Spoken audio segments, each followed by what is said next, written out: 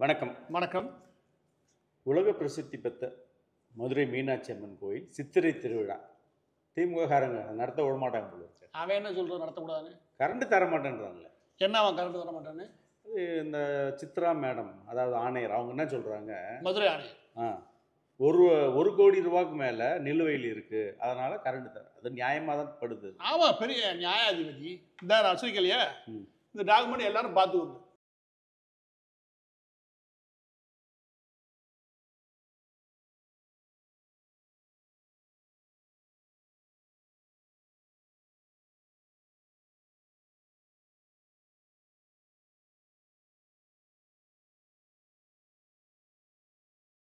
ஏன்னா அந்த ஆணை சித்ரா விஜயன் மட்டும் கிடையாது, ஊர்ல எவனும் இல்லாதுன்னு கேட்கிறேன். என்ன நீ சித்திரத்துவா நீ என்ன சொல்றது, நானே நடத்தாம இருக்குது நான் கேட்கிறேன். நீ யார் ஃபர்ஸ்ட்? ஆணையனா ஆணையருக்கான வேலை பார்க்கணும். அதை விட இந்த திமுக கார வேலையை நீ பார்க்க கூடாது. திமுக கார இந்த குடைச்ச வேலைலாம் பார்த்துட்டேன். எங்கடா இந்து மதத்துக்கான திருவிழா நடக்குது?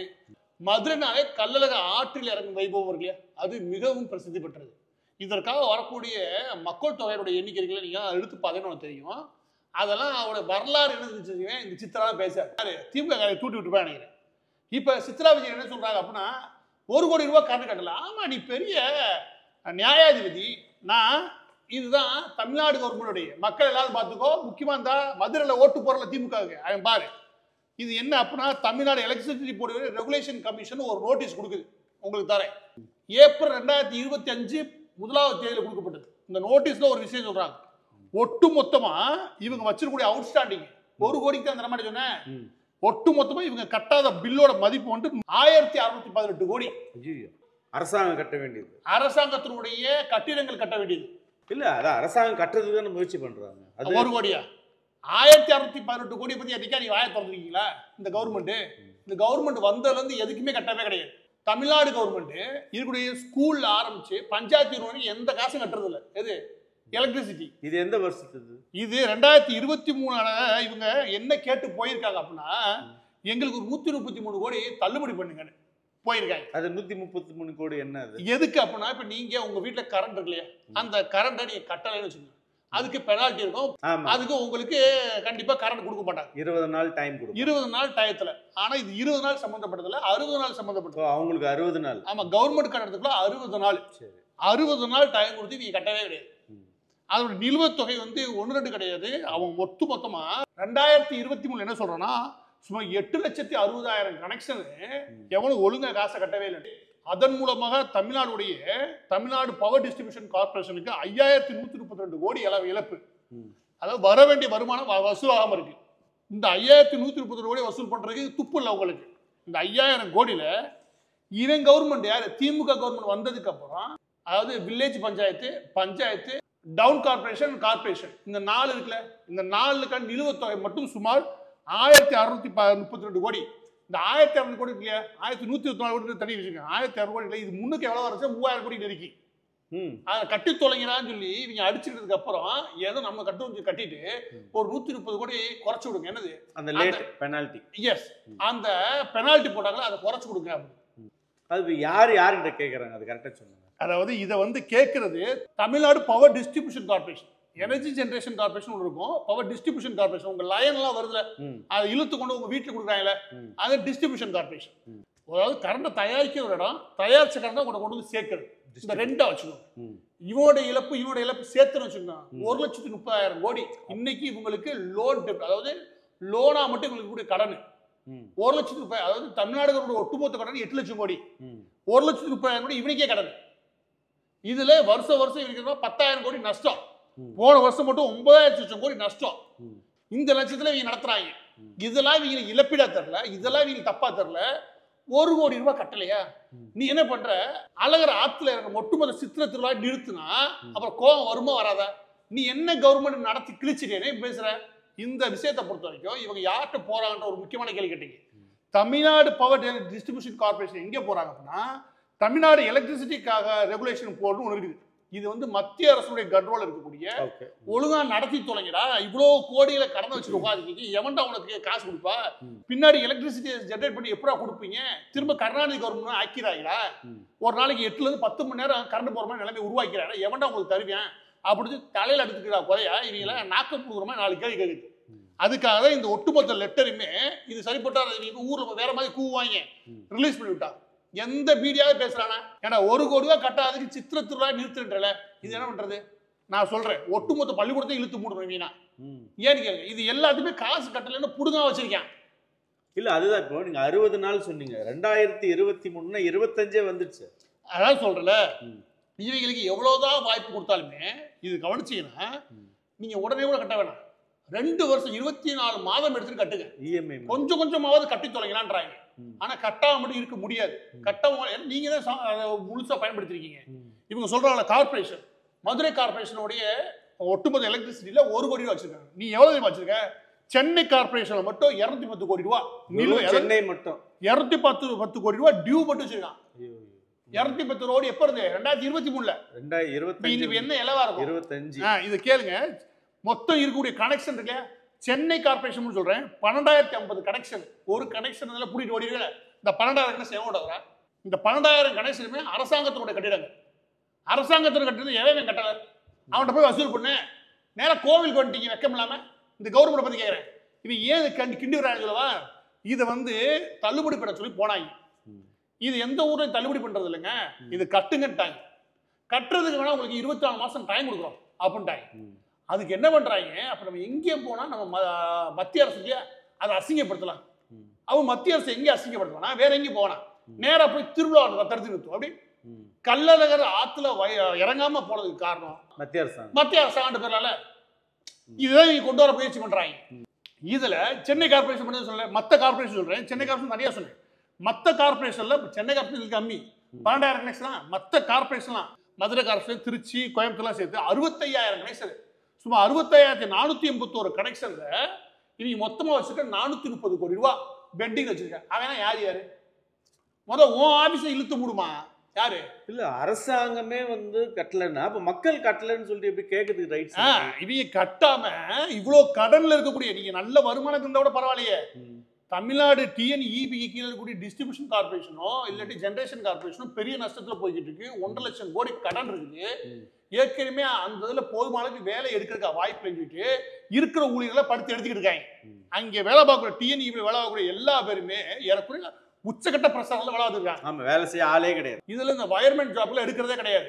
அந்த போஸ்ட் பண்ற இடத்துல அதுல படிச்சு பையன் அதை விட்டு ஏற விட்டு அவங்க சாக்கடிச்சு சாகுறது. இது மாசம் 2 நடக்கணும் ஊர்ல. இதெல்லாம் திமுக கவர்மெண்ட் கொண்டு வந்து புதிய விதமான திட்டங்கள் வச்சுக்கோங்க. அவங்க அந்த திட்டத்துல துண்டு விடுது இல்லையா, அதுல குறைக்கிறாங்க. ஏன்டா இதை கட்டுறதுக்கு துப்பு இல்லாம சுத்தி செய்யற, அங்கிருந்து எங்க வந்துருக்கு? நேரா சித்திர திருவிழா நடத்த முடியாது, கடன் கொடுக்க மாட்டோம். நீ ஏடா சொல்றது? நான் கேட்கிறேன், மற்றதெல்லாம் வசூல் பண்ணி கேட்கிறேன். இந்த பாருங்க, முனிசிபாலிட்டி கார்பரேஷன், இங்க பாருங்க, முனிசிபாலிட்டி கார்பரேஷன் எடுத்து பாருங்க. முனிசிபாலிட்டி கார்பரேஷன்ல 60,693 சர்வீஸ் கனெக்ஷன் சொல்றேன். அதாவது ஒரு வீட்டுக்கு நம்ம ஒரு கனெக்ஷன் கொடுமா, அதே மாதிரி 60,693 கனெக்ஷன்ல வசூல் ஆகல. இது பாருங்க 23ல, நல்லா புரிஞ்சுக்கோங்க. இந்த போகும்போது அதுக்கு முன்னையே பிடிச்சி வான் பண்ணிட்டாங்க. எந்த அரசு கட்டுறது எவனுக்கு காசு கட்ட மாட்டீங்க, என்ன நினைச்சு தெரியும் சொன்னதுக்கு அப்புறம் கட்டுறோம் அப்படின்னு சொல்லி ஒரு 2,00,000 லட்சம் கோடி இருந்துச்சு. அதுல பாதியை கட்டிட்டு மீதியில ஒரு இவ்வளவு தள்ளுபடி பண்ணி போய் நிக்கிறாங்க. இதுல முனிசிபாலிட்டி கார்பரேஷனா இல்ல டவுன் பஞ்சாயத்துல 81,869 கனெக்ஷன். இதன் வழியாக பெண்டிங் இருக்கு 41 கோடி. முனிசிபாலிட்டியில பெண்டிங்கா இருக்குது 300 கோடி. மொத்த வில்லேஜ் பஞ்சாயத்துல இருக்கிறதுல மோசடி. எவனும் கட்டுறது இல்ல. யாரு எவனும் கட்டுறது? சுமார் 6,49,000 கனெக்ஷன். 6,49,000 ஒரு வீட்டுல சும்மா இருப்பியா? 6,49,000 கனெக்ஷன்ல எதுவுமே கட்டல. 650 கோடி. நான் என்ன சொல்றேன் அப்படின்னா, இது எல்லாம் இந்த சித்ரா விஜயன் தெரியாம நினைக்கிறீங்களா? இல்ல மதுரை ஆணையரா இருக்கவங்க இதெல்லாம் எப்படி தெளிவா தெரிஞ்சிருக்கணும். அதான் முக்கியம். இந்த சித்ரா விஜயன் ஏற்கனவே எதுல வேலை பார்த்தாங்கன்னா ஊரக வளர்ச்சித்துறை பிடபிள்யூ வேலை பார்த்தேன். உனக்கு தெரியாது. அப்ப இந்த ஆபீசர் பண்றது தெரியாம கிடையாது, திட்டமிட்டு ஏதோ ஒரு அரசியலுக்காக இவங்க இந்த வேலை பார்க்கறாங்க. இந்த ஆபீசர்லாம் அந்த திமுகவுக்கு ஜால்ரா அடிச்சுட்டு அவன் அரசியல் பண்றதுக்கு நீ வேலை கூடாது. நீ என்ன சித்ரா திருவிழா பத்தி பேசுற? கேட்கிறேன், சித்ரா திருவிழா நடத்த முடியாதுன்னு சொல்றதுக்கும் கள்ளழகர் ஆத்துல இறங்க விடாம தடுக்கிறதுக்கு நீ யாரு? நான் கேட்கிறேன். இந்த விஷயத்துக்கெல்லாம் ஒட்டு மொத்தமா மதுரையை கொதிச்சு எதுன்னு நினைக்கிறேன். யாரா நீ சொல்றது? 1 கோடி ரூபாய் அடைக்க முடியாது ஊர்ல மக்கள் இறங்குறவன். நீ வேணா சொல்லு, ஆளுக்கு 1 ரூபா பிச்சை காசு போடுறோம், நான் அடை போ. நீ அடைக்க வேண்டிய காசை நாங்க உட்காந்துருக்கோம். உன் கவர்மெண்ட் உன் கவர்மெண்ட்டை போய்க்கிறேன். நேரா மக்களுடைய ஒரு முக்கியமான ஆன்மீக வைபவத்துல தலையிட்டு அதை நிறுத்தணும்னு நினைக்கிறேன்னா நீ யாரு? இந்த கவர்மெண்ட் நோக்கம் என்ன? இது மத்த மதத்தினுடைய அவனை கேட்குற மத்த மதத்துக்கு இது மாதிரி செய்வானா? காசு கொடுக்கணும். இப்ப என்ன சமீபத்தில் செஞ்சாங்க பார்ப்போம். இப்போ மற்ற மதத்துக்குலாம் இப்போ ரம்ஜானு கூட அரிசிலாம் கொடுத்தாங்க. அது இலவசம் கொடுக்குறல, அதுக்கு 240 கொடுப்பாங்க. 240 கோடி எங்கேருந்து வருது? அதுக்கு 240 கோடி 300 கோடி கொடுக்குறல. 1 கோடி ரூபா உனக்கு மதுரை மீனாட்சி அம்மன் கோயில்ல அந்த சித்திரத்தில் இடத்துல கொடுக்க முடியாது. நீ கொடுக்க முடியாத சொல்லு. எங்களால கொடுக்க முடியாது திமுக கவர்மெண்ட்னால மக்கள் சேர்ந்து பிச்சை போடுறதுன்னு சொல்லு. நான் போடுறேன் பிச்சை. இதுல வெக்கமே இல்லாம அங்க யாரு இந்த மினிஸ்டர் மூர்த்தி அவனுக்கு ஓட்டு வேற போடுறீங்க. அவன் திருவிழா நடத்தக்கூடாதுன்ற அளவுக்கு வந்து நிக்கிறாங்க. அது சின்ன திருவிழாவா? உலகத்திலேயே பிரபலமான கல்லழகர் உள்ள இறங்கக்கூடாது நிக்கிறான். அவனுக்கு போய் ஓட்டு போடுறேன். உனக்கு ஏதாவது சூடு சொல்ற இருக்கா? நான் மதுரைக்காரன். இப்ப அறநிலைத்துறையில தான் மதுரை மீனாட்சி அம்மன் கோயில் வருது. அறநிலைத்துறை அவங்க தானே கட்டணும். நேத்து தான் ஒரு 2000 கோடி 1500 கிலோ தங்கத்தை உருக்கி கொண்டு வச்சீங்க. அவன் மட்டும் இனிச்சுச்சா? நான் கேட்கிறேன். அப்ப கோயில் காசு எடுத்து 1 கோடி கட்டுறது கூட முடியல. அதை செஞ்சு உனக்கு மேனேஜ்மெண்ட் பண்றது துப்புல. அதான் சொல்றேன். உனக்கு கோயில கைய வைக்கிறல, இந்தாவா நான் கொடுக்குறேன். இப்ப கொடுத்து வச்சுக்கவேன். ஊர்ல எந்த கவர்மெண்ட் ஆபீஸ் இயங்க முடியாது. எவனுமே காசு கட்டல. திமுக கவர்மெண்ட் வந்தது, திமுக கவர்மெண்ட் வந்தது எவனுக்கும் காசை கட்டாம மொத்தமா கடனை வச்சுட்டு ஓடி போயிடாங்க. அது மாதிரி ஜெயலலிதா அவர்கள் வந்து நடந்து கட்டிட்டு இருப்பாங்களே, இன்னைக்கு வரும்போது இப்படி 5 வருஷத்துக்கு எதையுமே கட்டாம நாசம் பண்ணிட்டு போயிடுவாங்க. கருணாநிதி என்னெல்லாம் பண்ணி வச்சுட்டா சரி பண்ணுவாங்க. அது மாதிரி இதே மாதிரி தன் தந்தைக்கு கொஞ்சம் கூட குறைச்சலே இல்லாம எம்.கே. ஸ்டாலின் வந்திருக்காரு. எதையுமே கட்டாத ஏதாவது கட்டணம் கேட்கணும்னு வச்சுக்கவேன். நரேந்திர மோடி இருக்கவே இருக்காது. இவங்க சாக்லேட் சாப்பிட அவரை தான் சொல்லுவோம். அப்ப இதுக்கு என்ன காரணம்? சித்திர திருவிழா நடத்த முடியாம போனது காரணம் நரேந்திர மோடி தான். நாங்க எதுவும் இல்லைங்க, நாங்க போய் சொன்னோங்க கேட்கல அப்படின்னு சொல்லி நான் பாருங்க. வெக்கமா இல்லை இவங்களுக்கு? இல்ல. இப்போ எனக்கு இன்னொரு கேள்வி என்னன்னா, இப்ப மின்வாரியம் கோரிக்கை மின்சார ஒழுங்குமுறை ஆணையம் நிராகரித்துள்ளது. இப்ப இது ரெண்டுத்துக்கு என்ன வித்தியாசம்? மின்சார வாரியமே வந்து கோரிக்கை வைக்கிறாங்க, இது தள்ளுபடி பண்ணுங்கன்னு சொல்லி. இத பாருங்க, ஒரு சிஸ்டம் இருக்கு. இந்த ஊரை பொறுத்தவரைக்கும் பெரிய தலைவலி என்னன்னா, இந்த மின்சாரவர்களை இந்த ஒழுங்குமுறை பண்ணதே கிடையாது. அவனுக்கு இலவசம் இவனுக்கு இலவசம் ஒரு ரெகுலேஷனே இல்லாம எல்லா பக்கத்தும் இவங்க ஓட்டுக்காக செய்ய போய் அந்த சிஸ்டத்துக்கு எடுத்து குட்டிச்சராக்கி 2 லட்சம் கோடி 3 லட்சம் கோடி கடலை பண்ண நிப்பாட்டுறாங்க. இது யார் கட்டுவா? கருணாநிதி குடும்பம் வந்து கட்டும். யோ ஒன்றிருந்து வசூல் பண்ண நீ தான் கட்டணும். இப்போ ஒரு 100 யூனிட் பயன்படுத்தி 100 யூனிட் நான் உற்பத்தி பண்ணணும். உற்பத்தி பண்ணி தான் தர முடியும். அதுக்கு நான் 6 கிலோ நிலக்கரியை எரிச்சா 1 யூனிட் கிடைக்கும். அப்ப நான் ஒரு 60 கிலோ நிலக்கரி எரிச்சா உனக்கு ஒரு 10 யூனிட் தர முடியும். அந்த தெர்மல் பவர் பிளான்ட்ல இருந்து உற்பத்தி பண்ணி உனக்கு கொடுக்கணும். அந்த 60 கிலோ நிலக்கரி எங்க யார் தருவா? சும்மா நீ தான் இலவசமா தருவேன். எல்லாமே இலவசம் வராதுங்க. எனவே இது ரெகுலேட் பண்ணணும். இல்லாத ஏழைகள் கொடுக்கலாம், எல்லாரும் கொழுப்படுத்துக்கலாம் கொடுக்க முடியாது. அதை 100 யூனிட் கொடுக்குறாங்களே. நீங்க அதுக்குள்ள போகாதீங்க. நீ இல்லாத ஏழையை கொடுங்க. நான் வேணா சொல்லல. இருக்கிறவன் கட்டணுமா இல்லையா? கண்டிப்பா. இருக்கிறவன் இங்க இருக்கிற மினிஸ்டர் வீட்டுல எவன் வீட்டுல கட்டுறேன்? நான் கேட்கிறேன். இந்த கடந்த 30 வருஷம் வரலாறு எடுத்து பாருங்க. எந்த மினிஸ்டர் கட்டிக்க மாட்டேன். மச்சினிச்சு எவனும் கட்டிக்க மாட்டான். எல்லாரும் அனுபவிச்சு நம்ம தலையில போட்டு போயிருக்காங்க. அது தவிர நிலக்கரி வாங்குறாங்கல்ல, அதுல ஊழல் பண்ணிருப்பேன் இந்த திமுக கவர்மெண்ட். சரியா? இப்ப இது என்ன ஆயுது அப்படின்னா, நம்ம நினைக்கிறோம் நம்ம கட்டாம இருக்கணும். ஆனா இது என்ன, நம்ம தலையில வந்து விழுகிறது மட்டும் கிடையாது. நீ வச்சுக்க அந்த சிஸ்டத்தை கெடுத்துரும். அதனால கருணாநிதி கவர்மெண்ட் காலத்துல 8 மணி நேரம் 10 மணி நேரம் கரண்ட் போச்சு. எவனும் உங்களுக்கு கரண்ட் கொடுக்கவே தயாரா இல்லை. இன்னைக்கு நரேந்திர மோடி வந்ததுக்கு அப்புறம் அந்த கனெக்ஷன் இருக்குல்லையா, இப்ப நீ பீகார்ல இருந்து கூட எடுத்துக்கலாம். அந்த டிஸ்ட்ரிபியூஷன் இருக்குல்ல, அது நீ எங்கேருந்து வேணா வாங்கக்கூடிய அளவுக்கு ஒரு வசதியை உருவாக்கி வச்சுக்கலாம். அந்த நேஷனல் கிரிட் அந்த மாதிரி ரெடி பண்ணியிருக்காரு. நேஷனல் பவர் கிரிட் கார்பரேஷன் பொறுத்தவரைக்கும் ரெடி பண்ணிட்டாங்க. நீ எங்கே இருந்தாலும் வாங்கிக்கலாம். ஆனா நீ வாங்கணும்னா உன்னை ரெகுலேட் பண்ணியா. நீ என்ன வேணாலும் கண்ணை அவுத்துட்டு குதுற மாதிரி ஓடுவேன். பின்னாடி ஓடி வரதுக்கு கவர்மெண்ட் நடத்த முடியாது அப்பெல்லாம். அதனால இந்த ரெகுலேஷன் போர்டு ஒன்று போட்டாங்க. அந்த ரெகுலேஷன் போர்டு நீ என்ன வேணாலும் வருஷத்துக்கு ஆடாத. நீயே 2 லட்சம் கோடி கடை வச்சு உட்காருங்க. நீ சொல்ற வேலையில கரெக்டாக செய். நீ தயவுசெய்து இதெல்லாம் எக்ஸப்ஷன் வந்துடாத. வந்தேன்னா வேற மாநிலங்களுக்கு நீ வாங்க முடியாது. நீனே வச்சு உற்பத்தி பண்ணிக்கும் அப்படின்றத இவங்க ஏன் நடத்துறதுக்காக, திமுக கவர்மெண்ட் நடத்துறதுக்காக அதுவும் வேணும், காசும் கட்ட மாட்டேன். நீ என்ன கவர்மெண்ட் நடத்துற நான் கேட்கறேன். நீ என்ன கவர்மெண்ட் நடத்துறேன்னு கேட்கறேன். என்ன ரெகுலேஷன் கமிட்டில சொல்லாங்க. தமிழ்நாடு எலக்ட்ரிசிட்டி ரெகுலேஷன் கமிஷன்றது இங்க மட்டும் இல்ல, ஒவ்வொரு ஸ்டேட்லயும் இருக்குது. எந்த ஊர்லயே வந்து அவன் பிச்சை மாதிரி கட்டி இருக்கானா? எந்த ஊர்லயே நான் திருவிழா நடத்த மாட்டேன் நிக்கிறானா? நான் கேட்கறேன். இது திருவிழா வந்து நடத்த மாட்டேன்னு நிக்கிறானா? 1 கோடிக்கு பிச்சைக்கார மாதிரி. ஆனா இவங்க கட்ட வேண்டியது 1600 கோடி. 1600 கோடி இல்ல, 2300 கோடி. அதுல பாதி கட்டி திரும்ப வந்து தள்ளுபடிக்கு நிக்கிறாங்க. இவங்க வந்ததுலேருந்தே கட்ட மாட்டாங்க. ஊருக்கே தெரியும். திமுக கவர்மெண்ட் வந்தது எதையும் கட்ட மாட்டேன். போகும்போது போயிருக்கான். நேற்று கூட முதன்மையான மாநிலம் சொல்லிட்டு ஸ்டாலின் நின்று போட்டோ எல்லாம் போட்டுருந்தாரு. முதன்மையான மாநிலம், அதே மாதிரி முதன்மையா கொள்ளையடிக்கிற மாநிலம். நீ முதன்மையா இருக்க எதுவும் செய்ய தேவையில்லை. இங்க இருக்கிற முயற்சி பண்ணிக்கிட்டே இருக்கான். இங்க போதுமான அளவுக்கு நீங்க வரதுக்கு முன்னாடியே மெட்ராஸ் பிரசிடென்சி இந்த காலகட்டத்திலேயே இது முதன்மையான மாநிலம் தான். என்ன ராஜஸ்தானுக்கும் இல்லாட்டி மத்திய பிரதேசத்துக்கும் இல்ல டெல்லிக்கும் அந்த வாய்ப்பு இருக்கு. ஏன்டா ஹார்பர் இருக்கு ஓட்ட இருக்கா? அந்த காலத்துல வணிகத்துக்கு மெட்ராஸ் பிரசிடென்சி பெருசு. ஒன்னு வெஸ்ட் பெங்கால் இருக்கும், மெட்ராஸ் பிரசிடென்சி இருக்கும். ஏன்னா நீங்க பிரிட்டிஷ் காலத்துல இருந்தே அதான்.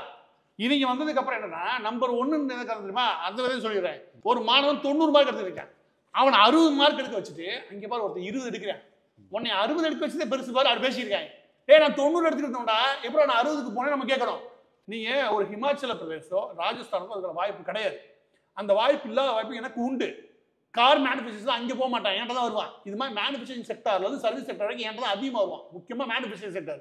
எனவே நீனும் உங்க அப்பா உட்காந்துட்டு யாரோ ஃபிளாக் அது கொடி ஆட்டிக்கான்னு வரல. அது காலங்காலமாக இருக்கக்கூடிய வாய்ப்பு. அந்த வாய்ப்பை நீங்க கெடுத்ததான் மிச்சம். 90 மார்க் வாங்கிக்கணும் 60 மார்க் வாங்க வர இந்த அளவு இழுத்து கொண்டு விட்டீங்க. எனவே இந்த முதன்மை மாநிலத்தில் பேசாதீங்க. நீ காசு கட்டினியா, இருக்கிற பஞ்சாயத்து காசு கட்டுற டேட்டா இருக்கு, நீ உன்னுடைய கவர்மெண்ட் ஆபீஸ் இழுத்து மூடு ஃபர்ஸ்ட். மூடிட்டு அதுக்கப்புறம் வந்து என்ன நீ ஏன்டா திருவிழா நடத்தல கேளு. 1 கோடி ரூபாய் இவ்வளவு வசனம் பேசுறல, நீ என்ன நடத்திருக்க? எனவே நான் இறுதியா சொல்ல வேண்டிய விஷயம் என்ன அப்படின்னா, இந்த கவர்மெண்ட் எப்பவுமே இப்படிதான். திமுக கவர்மெண்ட் வந்தது எதையும் கட்டுறது கிடையாது. இவன் குறைய யாரு மேலே தூக்கி போறதுக்கு வெயிட் பண்ணியிருப்பாங்க. அதுக்கு இவங்க வாய்ப்பு கிடைக்கல, இல்லை வாய்ப்பு உருவாக்கிடுவாங்க.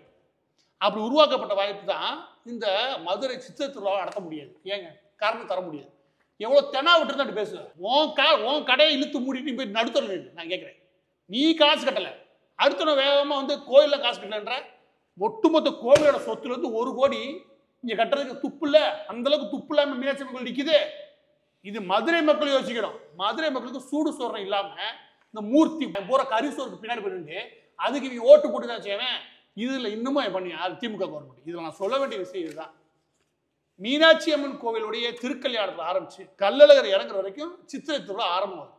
இந்த சித்திரை திருவிழாவும் முழுவதுமாக மதுரையை முழு கொண்டாடத்தில் அந்த முழு கொண்டாடத்தை நிறுத்திடுவீங்க. அங்கே இங்கே இவங்களுக்கு அறிக்குது. அதான் உண்மை. நீ எதாவது இதே மாதிரி ஒரு பிரச்சனையை இஸ்லாமியனுடைய பண்டிகையிலையோ இல்லை இதே மாதிரி ஒரு பிரச்சனையை கொண்டு போய் கிறிஸ்தவனுடைய பண்டிகையில செய்யா, எங்கேயாவது உனக்கு இந்த மாதிரி உத்தரவுல வருது? யார் உன்னை பேச சொல்றா? இந்த கேள்வி பதில் சொல்லுங்க கவர்மெண்ட்.